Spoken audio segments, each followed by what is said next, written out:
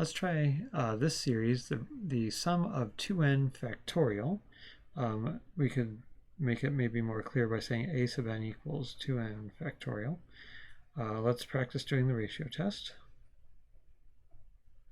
which is an plus 1 over a sub n. That's the ratio.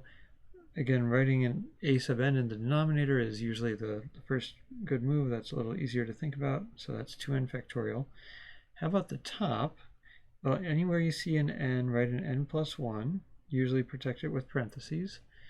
Here then we'll multiply it by 2, and then do that whole thing factorial. And that's a little hard to think about, isn't it? Sometimes it helps to try a few different values. So let's say try n equals 3.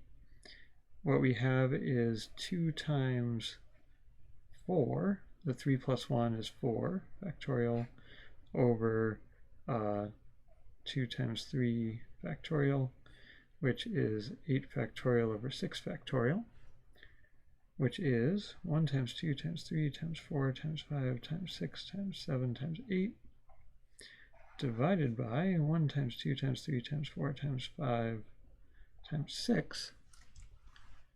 And then we can start canceling, right? So 1's cancel, 2's cancel, 3's cancel, 4's cancel, 5's cancel, 6's cancel.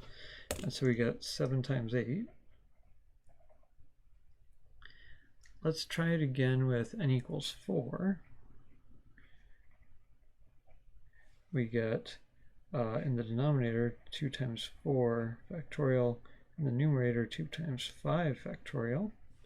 So we have 10 factorial over 8 factorial, which is 1 times 2 times times 9 times 10, and 1 times 2 times but it stops at 8 without the 9 times 10. So overall we get 9 times 10. So what can we say about a general n?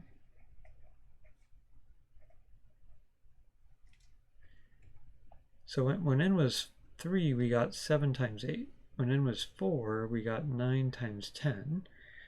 What can we say about the 7 that's 2 times, well, let's do the 8 first.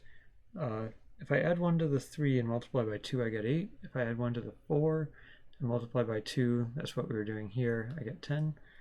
So add 1 to the n and multiply by 2, that's the 8 or the 10. And then the 7 or the 9 is that same thing, but 1 lower.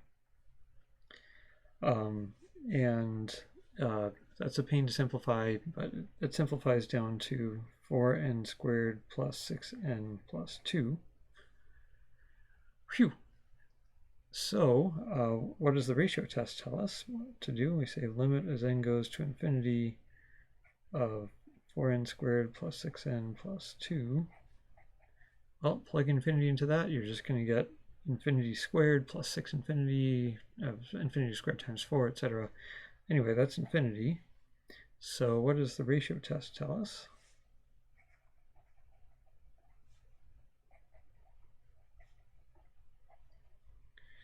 It says that the sum diverges. In retrospect, we could have seen that because 2n factorial is just getting bigger as n gets bigger, so it fails the nth term test for divergence, and we know that the sum diverges, but at least we got some interesting practice with factorials. What could we possibly do based on this to get a sum that would converge? Let's try that. Well, what if we just do 1 over 2 to the n factorial? We know 2 to the n factorial is growing, so 1 over 2 to the n factorial should be shrinking. Let's do the ratio test. an plus 1 over a sub n. Well, you know what? We already did all that work up here, but for upside down versions. So it should be an upside down version of above, so it should be 1 over 4n squared plus 6n plus 2. And then take the limit as n goes to infinity of 1 over 4n squared plus 6n plus 2. you get basically 1 over infinity, which is 0. So what does the ratio test say?